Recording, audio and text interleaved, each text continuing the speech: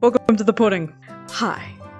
Welcome to the pudding. I trapped myself in the world of vanilla pudding to tell you this great and crazy idea. You know the internet age-old question, what if a billion lions went against every single Pokemon in the entire fucking Pokedex, including the gods and such? Who would win? It's a question about, like, you know, numbers and, like, power scaling and such. Because, like, a billion lions is a big number, you know? It's a billion lions.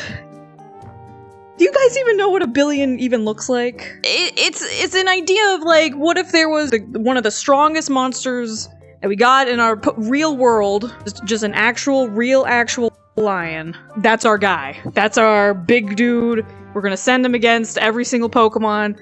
We're gonna see who wins. In order to make up for the fact that the lion doesn't have fire powers or able to fly and, like, shoot laser beams out of its mouth, there's a billion of them. That's the appeal of the question, right? It's like thinking about what could defeat Goku, you know? It's different power scales, right? It would be like if Goku had to fight a baby. We're dealing with, like, anime rules and we're dealing with real life rules, right? Can the power of teamwork defeat every single Pokemon? And the problem is, the rest of the question doesn't, you know, build on this. It doesn't explain anything. It's just a billion lions. But where? Where are the lions? Where is the fight taking place? One of my big questions about the whole question, the big lion versus Pokemon question, is where is it taking place? Like, on Earth? In the Pokemon world? If it's in, like, the game universe, someone did a simulation, and I think, like, the best one ended up being, like, recycle Lepberry strats and stuff or something, because all the Pokemon lose their PP pretty fast, and they end up struggling themselves to death because it's in a game, and, you know, game universe, RPG mechanics and such. So there's issues with that, right?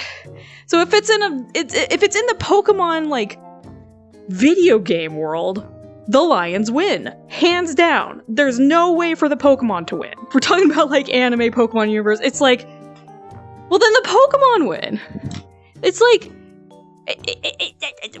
yeah, but there's God. There's several gods.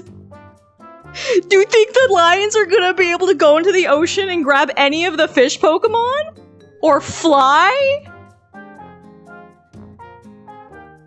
Deoxys exists! It's a boring question if you don't, like, wrap it in something. You know, so some sort of constraint in order to figure out the interesting answers. You may be thinking to yourself, why is Cosmine and pudding? It's a good question. I would ask that myself. So you see, I have a friend. Sometimes when you ask him a question, he's like, okay, yeah, and what if the world was made of pudding? Huh?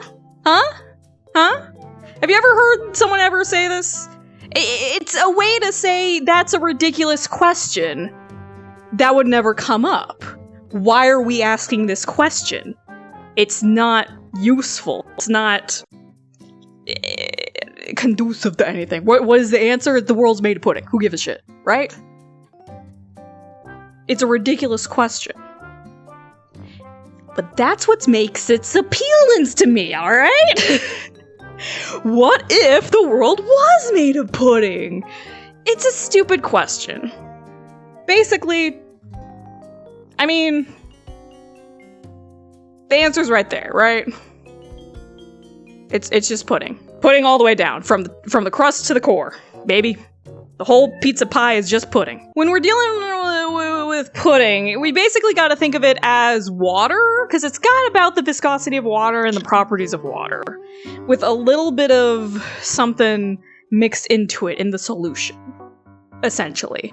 It's got sugar, it's got, I think, some protein. This version's got vitamin C. Ooh. What is confusing about this? Get over here. Get over here.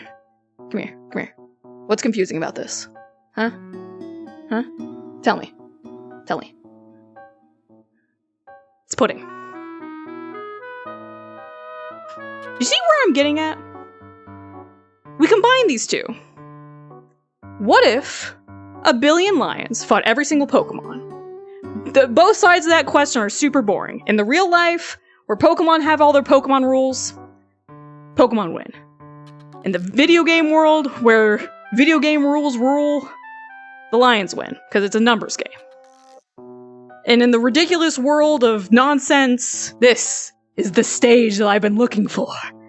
What if a billion lions fought every single Pokemon? And also, what if the world was made of pudding? Now, I do want to propose to the chat. What would you think would happen, alright? But I have thought about this extensively. I, the expert in Pokemon, I have basically encyclopedic knowledge of Pokemon, and I find nowhere to use it. I'm like a venerable fucking professor, you know? Just, I got nowhere to put it. So I put in the pudding. Put in the fucking pudding. You said I did think about this, I didn't do any of the math. Thinking about it is fine. I don't have, like, okay, first off, I do have a degree in zoology, alright? I went to actual college and I have a degree in zoology. This is real. They don't teach you how big a lion is. They don't tell you how much they weigh. Type or something. Oh, fuck, that was my finger! The setting is everything for this big question about billion lions versus every Pokemon. So I propose pudding. Let's go through my thought process of how this would work. Horrible, evil magic has caused every single Pokemon to appear in this pudding world against a billion lions. And they just appear. They're just here. Don't worry about how. It's weird, evil magic. Immediately, the lions... Now, I'm assuming that the lions aren't being summoned stacked up on top of each other. They're doing side by side. And these are coordinating lions. They know how to coordinate. They're friends with each other. So they're not going to attack each other immediately. But they will start trying to swim and tread water in the pudding. Because like I said, the pudding has about the same consistency as water. The lion starts, like, gathering on top of each other. The lions on bottom aren't gonna do super well. Let's be clear. They're not gonna... They die. There's gonna be a lot of death here, folks. So the lions are dying en masse, pretty much immediately. It doesn't take long for a creature to drown. There might be an obvious answer to the question that you guys are immediately thinking, but I think it's a lot more interesting than you're thinking right now. All right? Because now we're in pudding. The pudding. The fucking... The solution is pudding. And some would even say the proof is in it. Billion lions, constantly drowning over here, but some of the lions are surviving. They're getting on top of the other lions. They're having to coordinate. They're having to be like, don't worry, your sacrifice won't be in vain. We'll be able to kill all these Pokemon. I believe in you. And they're like making a lion island, basically. Instead of going through every single Pokemon, not in alphabetical order, I'm going with my favorites first. These are my favorite Pokemon, helpfully organized so that I can go off of a list and just go, hey, what are your favorite Pokemon, Cosme? And I can go look at my fucking list. That's the usefulness of being organized and having a list. It's my favorite this isn't a smash or pass list. This is just favorite Pokemon. What are you talking about? What are you guys talking about, huh? It occurred once. Yes, it did. It was my first stream. None of you were here for it. It was incredibly boring. I don't know what to tell you. Let's see how any of these guys fare up in the pudding. First off the bat, Lycanroc, my good baby boy, made of rock, dies in the pudding. That's pretty easy.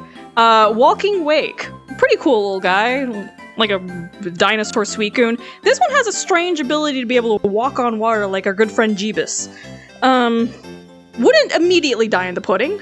Would be walking around, scooping up some of the pudding, eating it.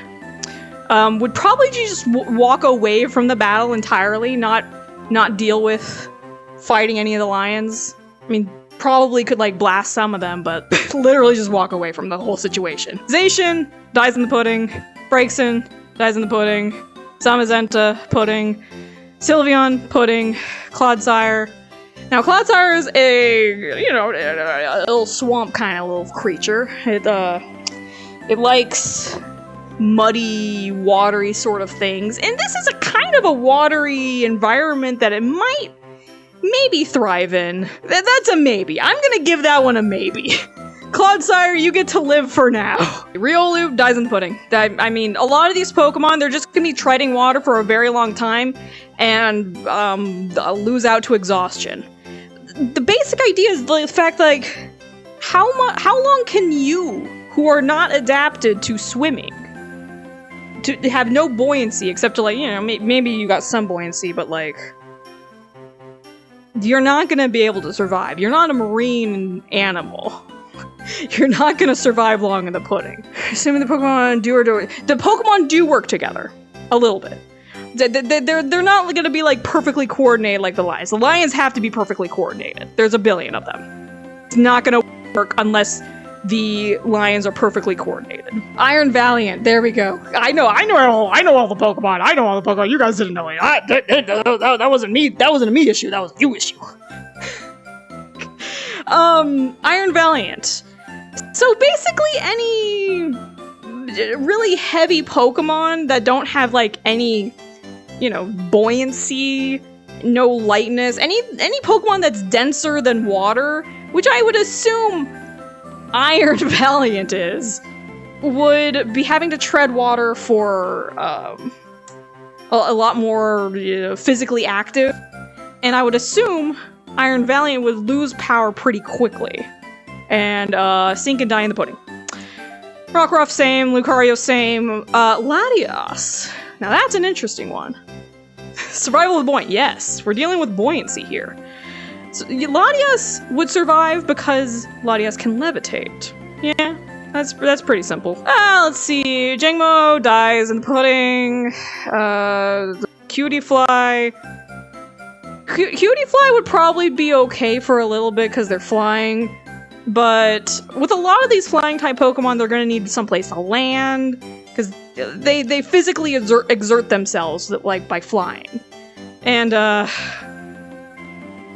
for a little bee like that, it's just gonna die in the pudding.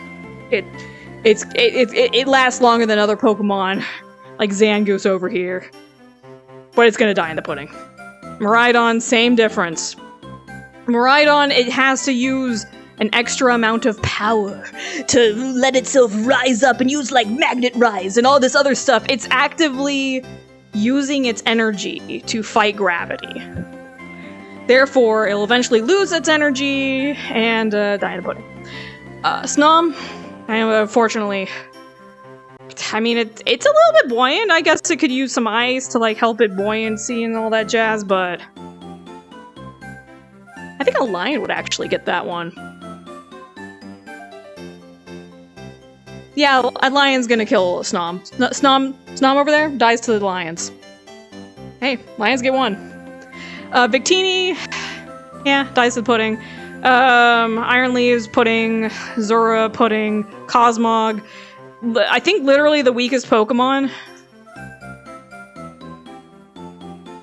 I don't think it would actually die to the pudding. I think it also dies to the lions.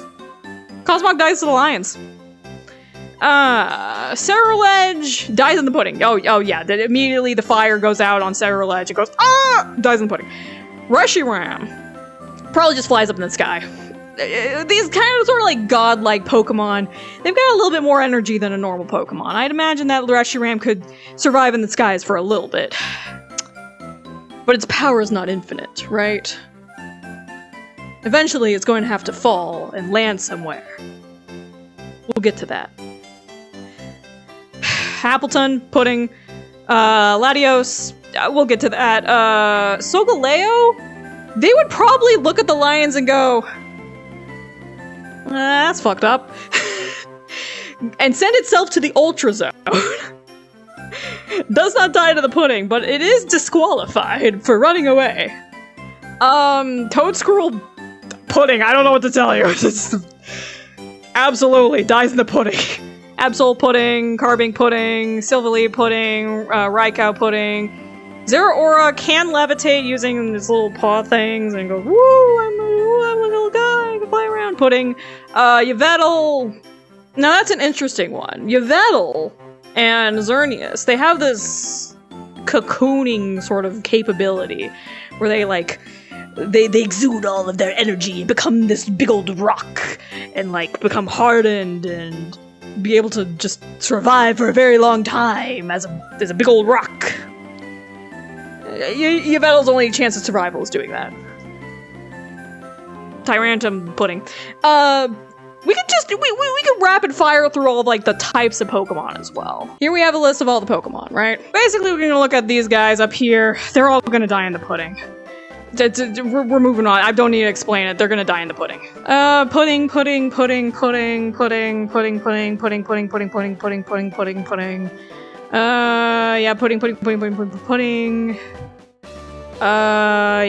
pudding. Yeah, all of these are in the pudding. Like Diglett. I always subscribe to the idea that, it's Diglett. Oh, it doesn't have any legs. I've always thought that the dirt is the legs. Like, the dirt is part of the body. You know how Golem has rocks coming out of him?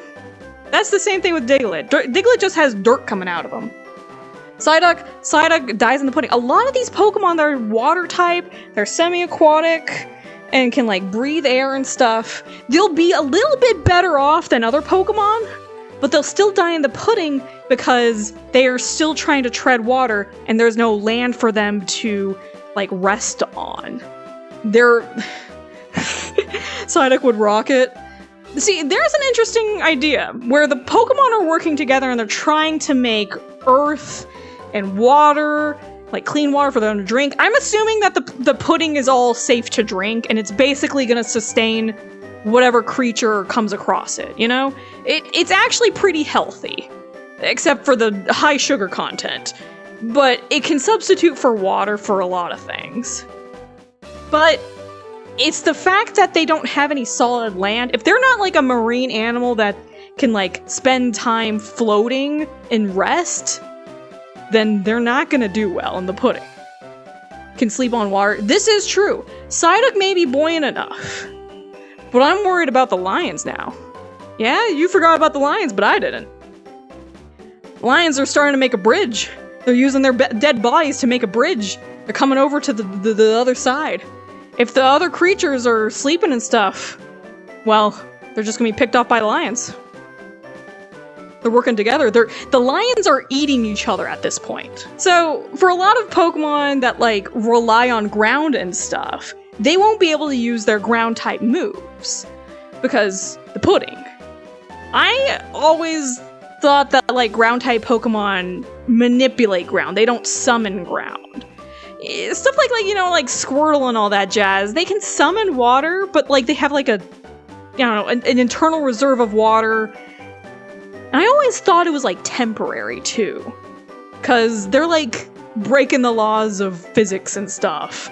And creating more water than they have inside their body. Have you ever seen, like, an anime, like, Squirrel just shooting out a fuck ton of water and you're like, where is this coming from? I'm assuming it's temporary and magically goes away after a bit. Same thing with, like, a lot of other Pokemon moves that just, like, summon stuff. So if you're thinking, oh, they could just use, like, Rototiller and build the earth and stuff, it's probably temporary. But we'll get to the edge cases. So yeah, a lot of these Pokemon, pudding, Psyduck. Yeah, Psyduck would live a little bit longer. I'll give you that. But pudding. Poliwag, Poliwhirl, Poliwrath. They might actually do pretty okay in the pudding. Maybe. Oh. And here's one of our first edge cases. Kadabra and Alakazam. They'd actually do okay in the pudding. Psychic-type Pokemon, I'm assuming, have to exert some sort of effort and force in order to stay afloat and levitate. However, Psychic Pokemon like Abra, Kadabra, and Alakazam, they're like so efficient at it that it wouldn't actually take them that much effort. And all they'd have to do is just go down, get a little scoop of the pudding and eat it up. That's it. That's all that needs to sustain them in floating. They'd be okay. They're literally already equipped with spoons. They're good. They're good. The lions know where the Pokemon are. Spread it together.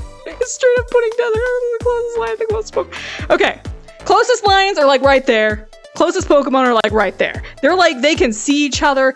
It's a billion lions all the way back. They're crowding on top of each other. They're building lion pyramids and such. They are perfectly coordinated. They're basically a hive mind. They have to be in order for any of this to work. Pokemon are spread out in the same manner across the other side. Teleport. Yep.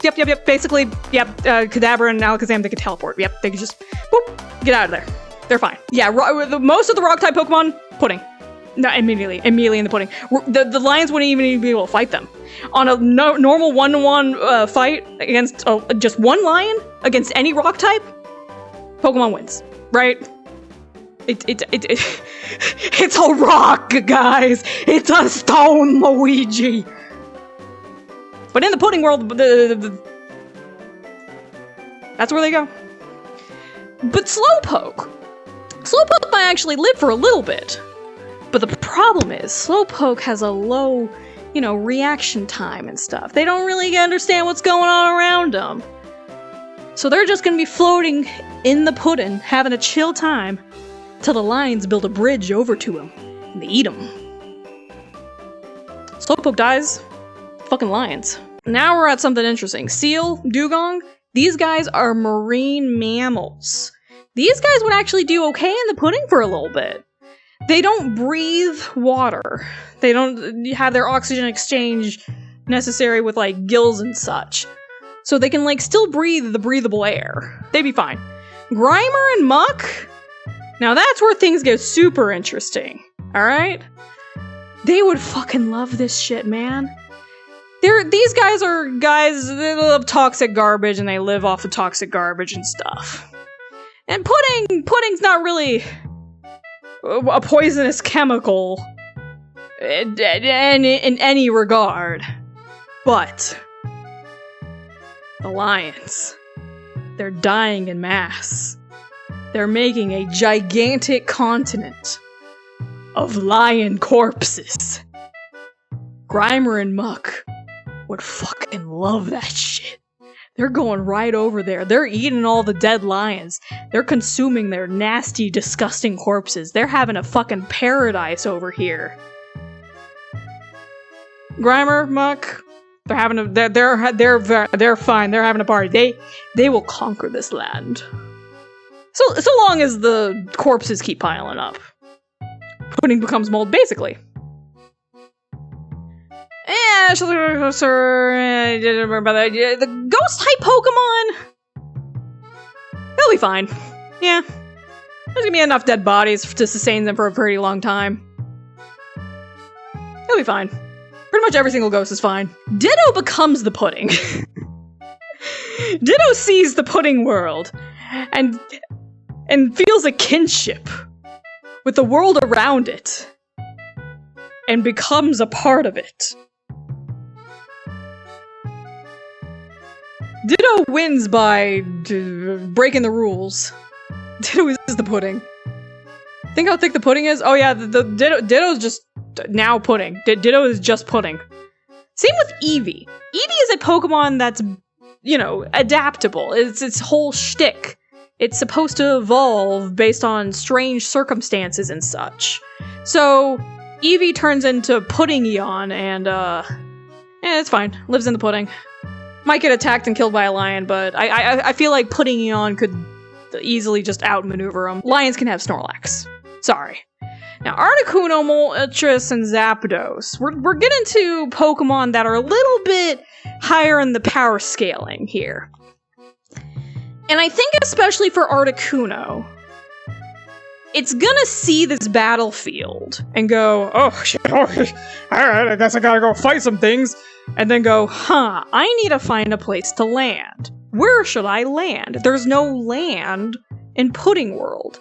However, it is still Earth-shaped and Earth, you know, with Earth sun and Earth, like, tides and stuff, there would probably still be, like, polar regions at the poles. Ice caps at the North and South Pole of Pudding World. Because the sun doesn't reach that area. Now, the way for the things to have poles depends on a lot of factors. The ice has to have something to grow on, so if there's like a continent or something, the snow can accumulate and not go straight into the water. But if it's cold enough, and pudding can freeze, you can have pudding pops on the top and the bottom of the Great Pudding Planet. So there is actually land on Pudding Planet, but you have to be strong enough and fast enough to get over there. Otherwise, you don't make the journey and you die in the pudding out of exhaustion. Articuno, Zapdos, and Moltres, I'm assuming these birds are pretty beefy, they're legendary and all that jazz. They ought to be strong enough to be able to make the hike to the either North or South Pole. Because this battlefield, I'm assuming it's somewhere around the equator. But we're just going to put them in the middle of Pudding Planet. Make it easy. So they were probably smart enough to be able to make it to the poles. Same with Dragonite, Dratini and Dragonair. Well, Dratini probably not, but Dragonair apparently can fly, can like control weather too, but probably should conserve its power to be able to get to one of the poles. Same with Mew and Mewtwo. Mew and Mewtwo, they immediately see what's going on with the fight, they see the lions doing their crazy shit, and they're like, no. We're gonna wait this one out. We're gonna go over here. All these go die in the pudding. I don't know what you guys expected. Some of these that are slow get picked off by maybe one of the lions or something. The lions are taking what they can get. I don't think Slowking makes it to the polar regions. No. Smart guy though. You could probably convince Lapras, actually. I think, you know what? I'm changing my mind. Hey, folks, you can change your mind too, alright? If you get new information, you think about it a little bit harder and you change your mind, it's fine. I'm changing my answer. Slowking lives. Slowking teams up with Lapras, they make the long journey hike, the poles. I'm not pointing towards the core of the earth, I'm talking about like the poles, that way. Ooh! They go to the pudding pop land. What happens when Slugma falls in the pudding? There would be a lot of boiling water on the Slugma, but it would eventually sap so much heat out of the Slugma that it would not be able to maintain its molten form and then solidify and die. You know, in the pudding. Have we ever encountered Suicune purifying water, or is this just tall tales? We need a researcher talking about Suicune. We need to hunt down Suicune and, like, get an expert on him. Pudding. Wingull and Pelipper. Now this is an interesting little bit because these guys are seabirds. These guys are creatures that are built for long-distance ocean travel. You know the albatross? That motherfucker got a big-ass wingspan, ready to just fly across the ocean and just glide. Use minimal effort, minimal energy to get from one point to another. And all that Pelipper and Wingull gotta do is dive a little bit, get a little scoop of the pudding, and then keep on going. Pudding is water consistency, right? Illusion runs on water. Suicune definitely wins. Oh yeah. I think Suicune would win. Same with Walking Wake. Walking Wake and Suicune, they run across the pudding and go to the poles. They're good. They're fine. I feel like the Pokemon would immediately see this situation. Mewtwo and Mew would come up to the front, and Mewtwo's like, "We must band together against this lion force." And Mew's like translating and making it sound all cute and stuff, so all the cute Pokemon go, "Oh, okay, okie dokie." And Mewtwo's like, "We're gonna fucking just leave them there. They're gonna die. We don't need to worry about this. Everyone just make it to the poles." That would be an interesting situation, though. Who gets to be chosen to live on the poles with Lapras? I think a lot of ice-type Pokemon. Everybody dies in pudding, everyone, all these guys. Gulpin and Swalot, they are having the best day of their life. They're eating all of the pudding. They have a limitless stomach. I mean, I feel like they don't actually have a limitless stomach. They just exaggerate. I feel like the Pokedex just exaggerates. Like, oh, this lion has the power of the fucking sun in its mouth. It's exaggerating for fun. Shedinja would get hurt by bite, yes, but they'd have to get to Shedinja first, and Shedinja's just like floating away constantly. The lions can't get to him. Shedinja... Maybe if Shedinja wants to die. Maybe this is Shedinja's one chance at death. Maybe Shedinja walks over to the lions, and everyone's going, "No, Shedinja, don't do it! You have so much to live for!" And Shedinja's like, "I already live a half-life. I can't go on like this anymore. Please end my misery." But I don't think so. Wailord carries a bunch of Pokemon to the poles. Yes, I think Wailord would be able to carry a bunch of Pokemon to the poles, but, I mean, how do you decide? How do you decide who gets to live and who dies? Regirock, Pudding. Regice, Poles. Registeel, Pudding. Latios, they go to the poles. Kyogre be fine. Kyogre's basically a big giant whale. Groudon dies in the pudding. Rayquaza's up in the sky, fucks off. Jirachi dies in the pudding. Sure, it can float and stuff, but it's asleep. It's a little sleepy baby, eepy sleepy little baby. Maybe he's the one that made the wish that fucked up the entire world. It's an eepy sleepy baby who goes dies in pudding. Deoxys is in the sky, fucks off. Pudding. All of these guys in pudding. Yep. Oh yeah, all of them in pudding. Yep.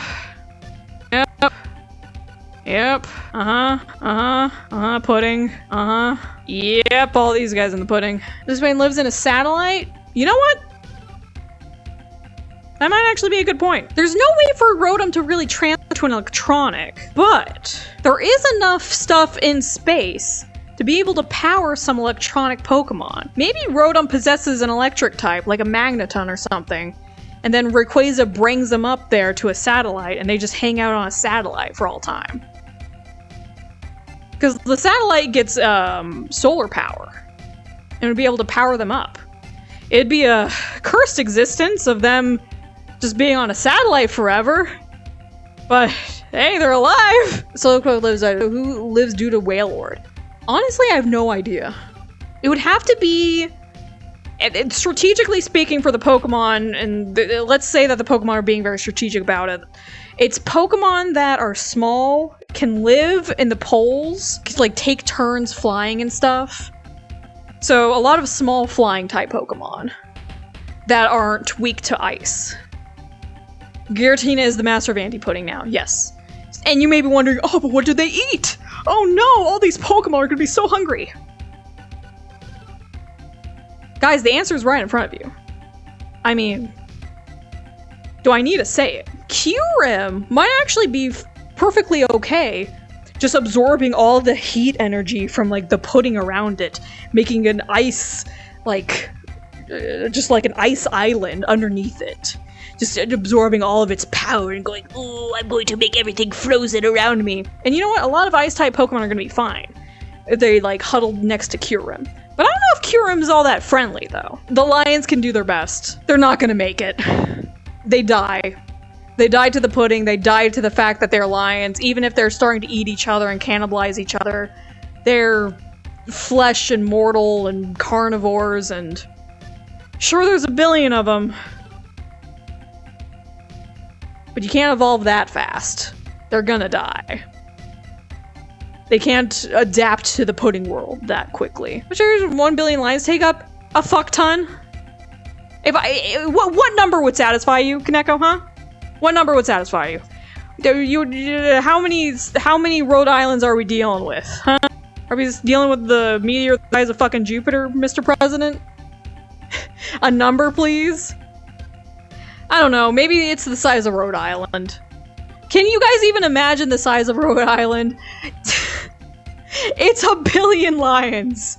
I don't know what to tell you. It's just a fuck off number. Even if a lion could figure out the plot of them trying to save a bunch of Pokemon and go to the poles, they would still drown in the pudding.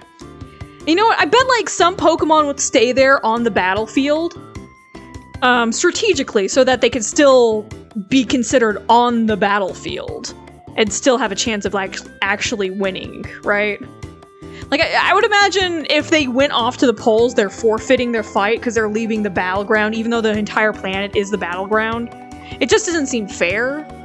But even then, it doesn't matter. They could just have Lapras sitting there. Just, like, literally any Pokemon that can sustain itself just by floating. Fucking Alakazam. Alakazam is just floating in the middle of the pudding, just gently drifting away from the lions, and the lions continue to, like, try to develop technology by, like, throwing each other at the Alakazam, and it just doesn't work because they don't have opposable thumbs and they don't have the upper body strength to, like, throw anything. They've got front-facing claws that they're good at, like, running and scrambling about and jumping and pouncing, but they can't get to the Alakazam. Alakazam just fucking sits there and goes, "Oh, my big brain idea!" And I think Pyroar would have, like, some sort of weird existential crisis.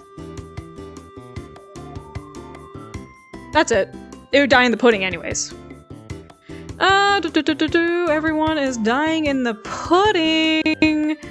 Swirlix and Swirlpuff, they would actually have a field day. They would love this whole situation. They would be eating the pudding. They would not want to go to the polls. They would be watching the fight and just eating up all the pudding. Boggle your mind first. And that's what's going on here. It's just boggle. 173 million meters squared. Okay, there's a number. Do we even know how much this is? Can we even imagine this? That's the problem. I don't even know how to imagine this.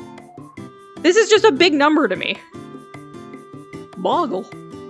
They die in pudding. Pudding. I think, like, some of these, like, mushroom Pokemon might be able to, like, make mushrooms and mold grow on the pudding. So maybe they propagate a new form of life in this pudding dimension. But ultimately, they die themselves. Pudding, all these guys in the pudding. Here we go, Guzzlord. Now, Guzzlord is eating the pudding. Guzzlord's actually such a big danger to the rest of the Pokemon that the other Pokemon have to be worried about it. Because it's eating all of the pudding. It's going to eat every single pudding. All of it. The lions are like, oh, don't want to bother with that thing. It's literally got, like, a bottomless stomach, doesn't it? Like, I feel like it's like a portal to another dimension in there.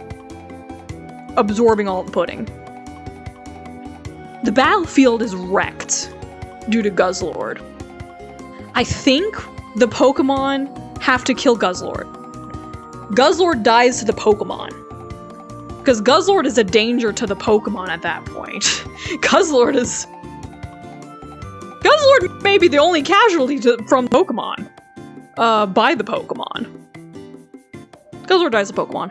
Milcery and Alcremie. Now, these are two guys that have been pointed out for being, you know, already cream, right? They become gods here.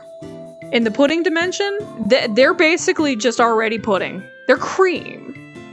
They're a milk-based product. They take one step in the pudding dimension and go,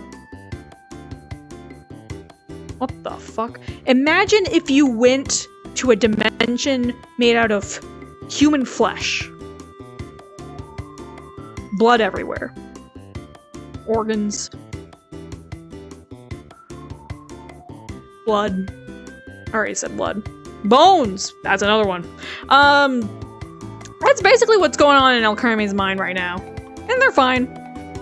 They just eat a little bit of pudding, they try to consume the pudding, they consume the pudding. Like as if you're a snow person. Yeah, if you were a sentient snowman, you walked outside and saw snow, you'd be like, what the fuck is going on here? All of these pudding, even Fido. Oh, here we go. Palafin would probably live. Because it's a marine animal. And can breathe air.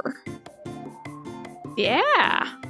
The Palafin hero form would probably be like, I've got to save you, citizens. And then, you know what? Palafin hero form dies. Dies to the lions. Palafin hero form thinks he's himself a fucking hero. Goes and fights the fucking lions. Dies in the process. Tries to have a heroic, valiant death. Well, there you go, buddy. That's what you wanted, didn't you? The greatest tragedy of all is a hero who thought himself saving the rest of the Pokémon, but instead just wanted a big heroic death. Maybe the real heroic thing was to survive all along. Some of the Pokemon are walking the poles on an ice path, right? I think some of them are making it to the poles through an ice path that Kyurem has made, but I don't know about all of them. They'd have to be light enough that the ice path doesn't break under their feet, and also not hot enough that the ice melts. Because I don't think this ice path is going to be that strong. I think Kyurem's like taking his sweet-ass time making his way to the poles, because Kyurem's like some weird fuck-off god that's able to absorb energy from the world around it. Everyone's like, yo, Kyurem, we have to make it to the fucking poles! And Kyurem's like, I'll get there when I get there! I don't fucking care about any of you! So it's probably like a very small ice path, can't fit a lot of Pokemon on it, and Kyurem's gonna eventually make it to the poles, but it's not fast enough. Maybe there could be like some holdout, some like little ice thing that like has enough space for some Pokemon to be able to live, but they'd have to deal with like the constant blizzards from like Kyurem, and like the energy sapping abilities of Kyurem. And maybe a Wailord and Lapras could like make trips to the Kyurem Island and stuff and ferry some Pokemon back, but I don't see a lot of Pokemon surviving this way. The meter was originally defined such that 2 minutes is the distance from the equator to the poles. Oh, okay, 10,000 kilometers. Yeah, that's a lot. Kyurem's like walking at like a snail's pace. It's gonna take a sweet ass time. In fact, it's gonna be probably so slow that the lions may be able to catch up to him.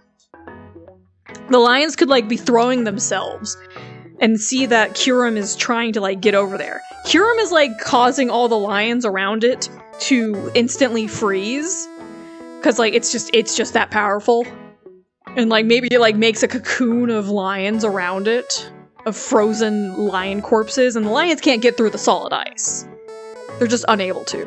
Kyurem's probably like waiting it out at the equator, just absorbing energy. It may not even be walking to the poles. It does not care to walk to the poles and save any Pokemon. It may actually just be sitting there, ice cocoon of frozen lions, and then that's it. And then maybe like some Pokemon try to live on top of this little Kyurem ice island, and like some of the lions try to get to them. Maybe they get picked off by some of the lions that are like on there. But Kyurem doesn't care. I don't think any Pokemon get to live because of Kyurem's interference. I think the priorities for the lions are like, they're gonna try to get to Kyurem first because they see that ice island. They go, oh, we gotta get this guy before he like gets everybody else. They're gonna try to pick off the ones that are running away or something. They build their lion bridges and stuff. And then they see Pecharon, they go, oh fuck, it's gonna mind control all of our dudes. And they're all gonna like try to like get Pecharon while all the other Pokemon try to coordinate and like, you know, get everyone together, get everyone on the ferrying Pokemon, get them off the battlefield, while Alakazam is just sitting there going, hi, I'm Alakazam! You know? So the lions would probably try to kill Pecharon, for sure. I don't think Pecharon has infinite mochi. Probably not. And Terapagos is weird, isn't it? It's weirdly implied that Terapagos is like the source stuff. It's like implied that it's the terrestrial energy source, yeah? And I've always wondered, like, what that even means. Cause, like, it seems like the iron Pokemon and the, like, weird prehistoric Pokemon seem to be originating from this power as well. And to me, it kind of reads to me as, like, the power of imagination or something. Cause there's, like, the weird, like, conspiracy theory myths and legends, that, like, spawn these creatures. They go, there was a crazy legend about a big dinosaur-looking raging bolt guy. Whoa! And I saw him in my backyard. And then I made out with the Sasquatch. You know, shit like that.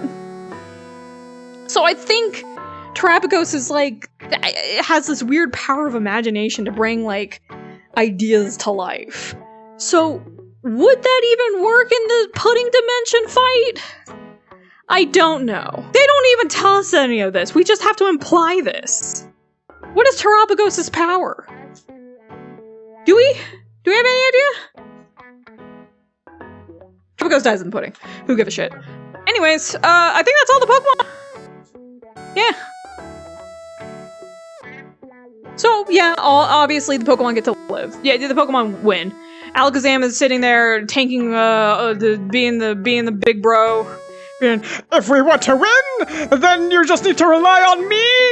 It's me, Alakazam, eating the pudding right now! I'm eating it and I'm going spooning the pudding. Yay! Listen, yeah, it's basically like... Ugh. Lord of the fucking Rings. They're walking the path to Mordor. Cause like, you're worried about food and water or stuff, right? You just gotta look around. It's the pudding. You just eat the pudding. That's fine. It's whether or not they can get more input than they have to exert strength in order to make it to the poles. That's the point I'm trying to make.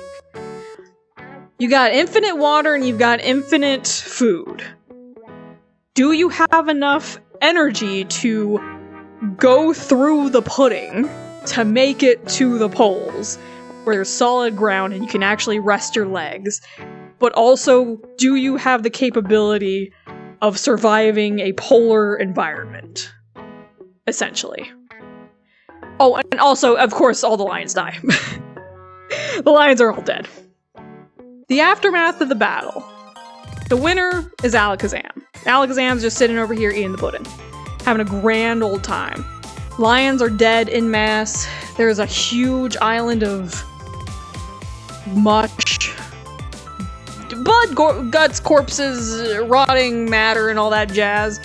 Poison-type Pokemon just having a field day. Ghost types are just loving it. They've never seen so much death. They're so thrilled. They eat the souls or something. I don't know. Alcremie, so happy. Ditto is one with the pudding. Pretty much any of the other Pokemon, they're lucky if they can catch a ride on Wailord and Lapras and get over to the poles that all the other, like, really strong Pokemon are making their way towards, because that's the only solid land that can sustain them. Marine-type Pokemon are gonna have a much easier time. We're talking marine mammals, like Spheal, Seal, Palafin.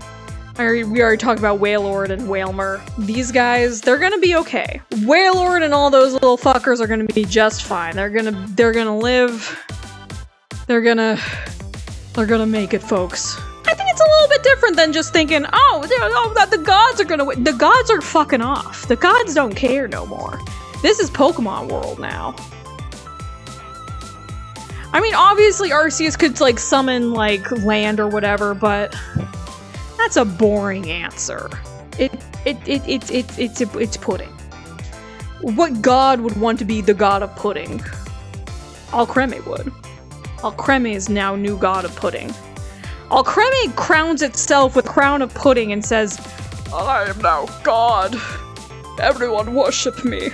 Something like that. Anyways, that's my spiel about the pudding. Thoughts? Ideas? Suggestions? Like, comment, subscribe if you thought my pudding spiel was stupid and terrible. Like, comment, and subscribe if you think my pudding spiel was great. I hope you like this little spiel about Pokemon and lions and pudding and stuff. Oh, got something. Any sort of engagement that you give this video encourages me to make more shit like this. And I would absolutely love to make more shit like this. But I just gotta know if you guys like it. So, if you like it, be sure to let me know. Hope you enjoyed. Like, comment, subscribe. I'm gonna go fishing in the pudding. Let's see what else I can get.